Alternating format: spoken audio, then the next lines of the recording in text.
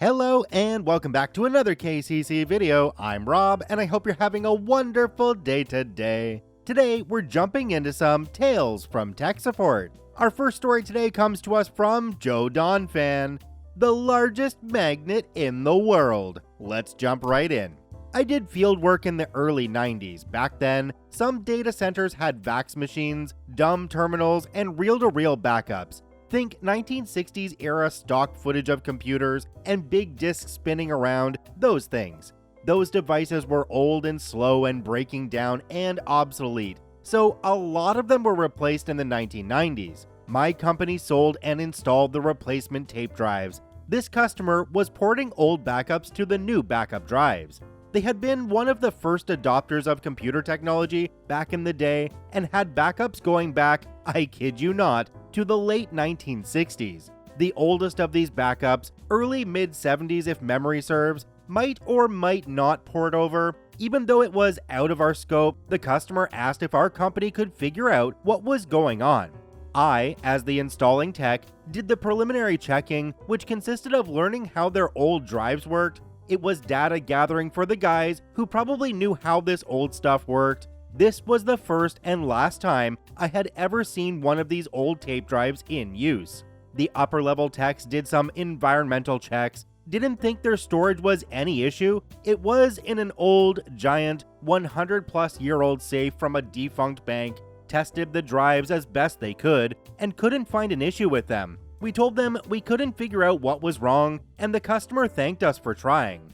Why did they need these old backups some 25 to 30 years later? This customer was super giant conglomerate that you've heard of, and they probably still have legal battles being fought from the 1960s.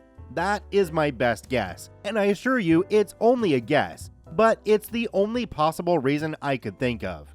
Fast forward 5 or 6 years, I no longer work for my previous employer and I was watching some TV. No idea what the show was, but it had something to do with magnetism, and I watched as they magnetized a rebar by using the Earth's magnetic field. The rebar was pointed at the ground at about a 45-degree angle, oriented north to south, then struck with a hammer a half dozen or so times.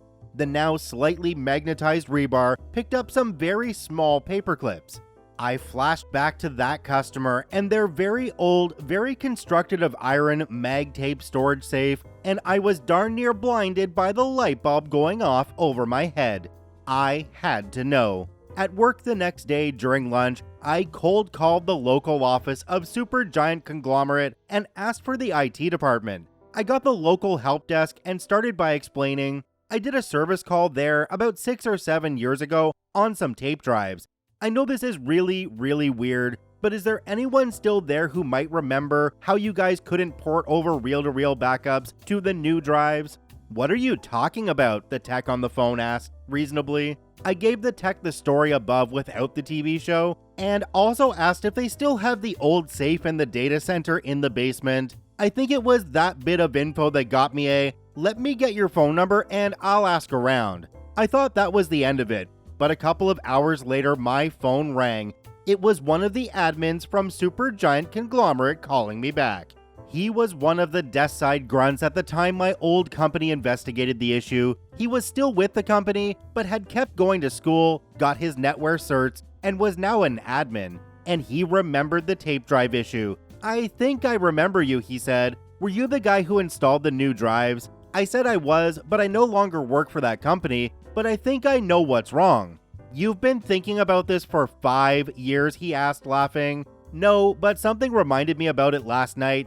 And, you know, I'd just like to have this checked out. It would certainly explain everything. I have a test in mind. It's fast and painless and should only take about as long as it takes to open and close the door to that safe. He asked for details and I told him, that safe is made of iron, right? I remember how everyone liked it because it was over 100 years old and could probably withstand a nuclear blast, but it's still made of iron, and for 100 years, it's been sitting on a big magnet. He was silent for a moment, then said, I don't follow you. You know, if you leave a paperclip on a magnet, the paperclip becomes magnetized? Well, that safe has been sitting around on the Earth for over 100 years, and the Earth is a magnet, he finished, Oh wow, pause. What's your test? I suggested he get a small paperclip, make sure it isn't magnetized, then take it to the safe, open it up, and see if they could hang the paperclip to the top of the safe from the inside. He told me he'd call me back in 10 minutes. About 8 minutes later, my phone rang. That paperclip is still hanging in that safe. I guess we need new storage. Thanks for your help. And I think I could hear the faint sounds of people frantically removing tapes from a safe behind him. Definitely a dedicated tech guy when they come back 6 years later and get in touch with the company and solve a problem that's been on their mind since. If you think about it, that's gotta be a really good feeling. Kinda like closing a cold case. Do me a quick favor, have a look down below the video. If that subscribe button's still red, it means you're not actually subscribed to the KCC channel. Please hit that subscribe button for more daily Reddit stories. Our second story today actually isn't from Tales from Tech Support, it's from r/sysadmin, but I was just made aware of this story in the comments of the one we just finished. Now, this was posted to r/sysadmin about 3 years ago by a user called You Should Be on Arch. It's called The Case of the 500-Mile Email. Now, this was originally posted to Sage members by Trey Harris way back in 2002. Let's jump right in. Here's a problem that sounded impossible. I almost regret posting the story to a wide audience because it makes a great tale over drinks at a conference. The story is slightly altered in order to protect the guilty, elide over irrelevant and boring details, and generally make the whole thing more entertaining.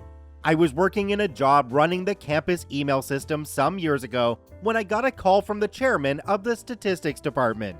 We're having a problem sending email out of the department. What's the problem? I asked. We can't send mail more than 500 miles, the chairman explained. I choked on my latte. Come again? We can't send mail farther than 500 miles from here, he repeated. A little bit more, actually. Call it 520 miles, but no farther. Email really doesn't work that way generally, I said, trying to keep panic out of my voice. One doesn't display panic when speaking to a department chairman, even of a relatively impoverished department like statistics. What makes you think you can't send mail more than 500 miles? It's not what I think, the chairman replied testily. You see, when we first noticed this happening a few days ago, You waited a few days? I interrupted, a tremor tinging in my voice. And you couldn't send email this whole time? We could send email, just not more than 500 miles. Yes, I finished for him. I got that, but why didn't you call earlier? Well, we hadn't collected enough data to be sure of what was going on until just now. Right. This is the chairman of statistics. Anyway, I asked one of the geostatisticians to look into it. Geostatisticians? Yes, and she's produced a map showing the radius within which we can send email to be slightly more than 500 miles. There are a number of destinations within that radius that we can't reach either, or reach sporadically, but we can never email farther than this radius. I see, I said, and put my head in my hands. When did this start? A few days ago, you said? But did you change anything in your systems at that time? Well, the consultant came in and patched our server and rebooted it, but I called him and he said he didn't touch the mail system. Okay, let me have a look and I'll call you back, I said, scarcely believing that I was playing along. It wasn't April Fool's Day. I tried to remember if someone owed me a practical joke. I logged into their department server and sent a few test mails. This was in the Research Triangle of North Carolina, and a test mail to my own account was delivered without a hitch. Ditto for one sent to Richmond and Atlanta and Washington. Another to Princeton, 400 miles worked. But then I tried to send an email to Memphis, 600 miles. It failed. Boston failed. Detroit failed. I got out my address book and started trying to narrow this down. New York, 420 miles worked, but Providence, 580 miles failed. I was beginning to wonder if I had lost my sanity. I tried emailing a friend who lived in North Carolina but whose ISP was in Seattle. Thankfully, it failed. If the problem had to do with the geography of the human recipient and not his mail server, I think I would have broken down in tears. Having established that, unbelievably, the problem as reported was true and repeatable, I took a look at the sendmail.cf file. It looked fairly normal. In fact, it looked familiar. I diffed it against the sendmail.cf in my home directory. It hadn't been altered. It was a sendmail.cf I had written, and I was fairly certain I hadn't enabled the fail mail over 500 miles option. At a loss, I telnetted into the SMTP port.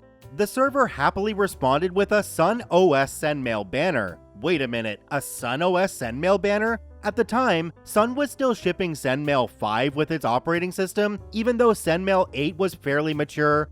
Being a good system administrator, I had standardized on SendMail 8, and also being a good system administrator, I had written a sendmail.cf that used the nice long self-documenting option and variable names available in SendMail 8 rather than the cryptic punctuation mark codes that had been used in SendMail 5. The pieces fell into place all at once, and I again choked on the dregs of my now cold latte. When the consultant had patched the server, he had apparently upgraded the version of SunOS, and in so doing, downgraded SendMail. The upgrade helpfully left the sendmail.cf alone, even though it was now the wrong version. It so happens that SendMail 5, at least the version that Sun shipped, which had some tweaks, could deal with the SendMail 8 sendmail.cf, as most of the rules had at that point remained unaltered. But the new long configuration options, those it saw as junk and skipped, and the SendMail binary had no defaults compiled in for most of these, so finding no suitable settings in the sendmail.cf file, they were set to 0. One of the settings that was set to 0 was the timeout to connect to the remote SMTP server. Some experimentation established that on this particular machine with its typical load, a 0 timeout would abort a connect call in slightly over 3 milliseconds. An odd feature of our campus network at the time was that it was 100% switched. An outgoing packet wouldn't incur a router delay until hitting the POP and reaching a router on the far side. So time to connect to a lightly loaded remote host on a nearby network would actually largely be governed by the speed of light distance to the destination rather than by incidental router delays. Feeling slightly giddy, I typed into my shell, $units, 1311 units, 63 prefixes. You have 3 millilight seconds. You want miles times 558.84719/0.0017893979, 500 miles, or a little bit more.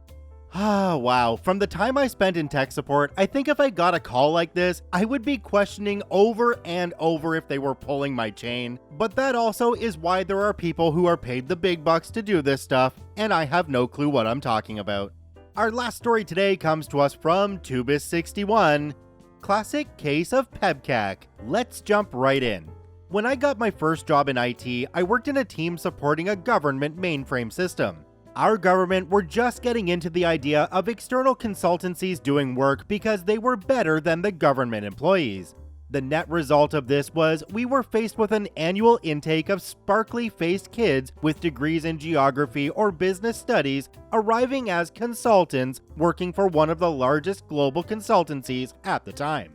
They would arrive, go through an induction for about 6 weeks, disappear to the States for a COBOL programming course for another 6 weeks, at which point they would arrive back and you would find they were your boss. I was saddled with one who kept calling me for somewhat spurious reasons. The one that is indelibly burned into my memory was the enter key not working issue.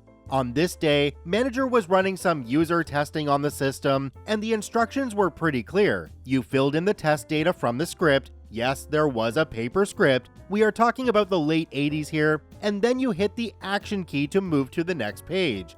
Note, the action key on this particular flavor of mainframe was where you would see the backspace key on a modern PC keyboard. The key just below this had a very different function and could be mapped in the terminal settings applied when a user logged in. On the particular day, I had a large number of calls about an issue with one of our line printers. It was apparently spitting out endless sheets of fanfold paper with the same information on it. One of the users had fed the printer with 4 boxes of fanfold and had neatly stacked the 4 boxes of output ready for collection. I logged into the system and checked the print spool. It was full with hundreds of pending print jobs, all the same size, and all tagged with manager as the owner. I disabled printing, cleared the spool, and restarted the scheduler, and sure enough, jobs started to be added for manager again. Time to go and see them. I looked around the office, spotted manager, and went over. Immediately, I was told the mainframe is broken, a rather odd statement to come from a manager for a global IT consultancy. You would expect a little more technical detail at least. On questioning what the issue was, I was told no matter how many times he hit the enter key, nothing was happening. Everything suddenly fell in place. My next question was, have you read the user manuals for this application? I knew full well they had not. In the manuals, you were told that the key labeled Action was the equivalent of Enter on this mainframe terminal. There was also a very handy keyboard map diagram showing the Action key and also telling users that the key below the Action key was mapped to Print Screen. I said, "You've been printing the same screen over and over again." This was met with a flat denial, and manager started to have a go at me in a very loud voice. Now, I've never been one to take crap from anyone, especially an inept, arrogant fool promoted beyond their level of ability. I turned round, went to the printers, grabbed a barrow, put the 4 boxes of wasted fanfold on the barrow, got all of the additional sheets from the printer and added them to the boxes, walked back and said, "Yes, you have. Here are 4 boxes of fanfold, along with a number of additional sheets, all screen prints from your terminal." The response was classic. "How can you prove it's from my terminal?" The answer to that was very simple. Every user's name was included on the printouts, and it appeared on every single sheet. I took great pleasure in going through every single box, pointing to their name over and over again. That would not be my last encounter with them, but they were shifted into a role where they had no responsibility for a team. Yep. Sounds like the PEBCAC was actually an ID10T. If you're not familiar with an ID10T error, make sure you write it down and then look at it closely. Check out all 3 OPs linked in the description down below. I thank you for watching. Have a wonderful day, and we'll see you tomorrow.